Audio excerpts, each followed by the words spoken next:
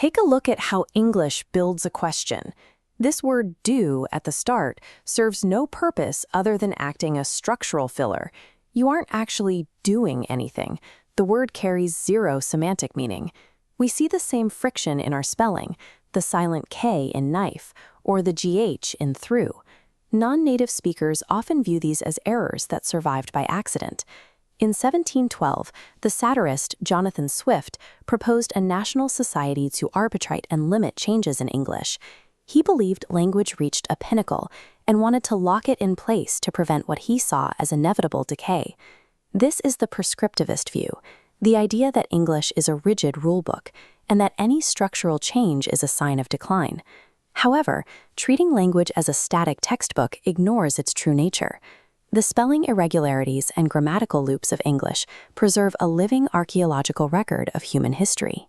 We see this record through language contact, what happens when two cultures collide. Before the Anglo-Saxon tribes arrived in Britain, it was home to a vast, established Celtic civilization. When large groups of the Bolts learn a new language out of necessity, they simplify the grammar. They strip away the most challenging features and inject habits from their native tongues into the new speech. That bizarre doing structure in our questions originated as a Celtic grammatical habit. It was carried over by speakers who were forced to adapt to Anglo-Saxon, eventually embedding itself permanently into English. You won't find this shift in the manuscripts of the era. Scribes and scholars artificially froze the written language in a formal style, while the spoken language of the commoners mutated in the background. The standard grammatical rules we teach today represent the survival strategies of conquered populations trying to navigate a changing world. This history of power is also visible in our synonyms. English often has two words for everything, like the blunt Germanic ask versus the formal Romance demand. The trigger for this redundancy was the Norman invasion. It was a violent imposition of a French-speaking ruling class onto the Germanic-speaking population of England. A linguistic hierarchy formed. The powerless peasant class retained their Germanic Old English vocabulary, while the new rulers communicated using French Romance words.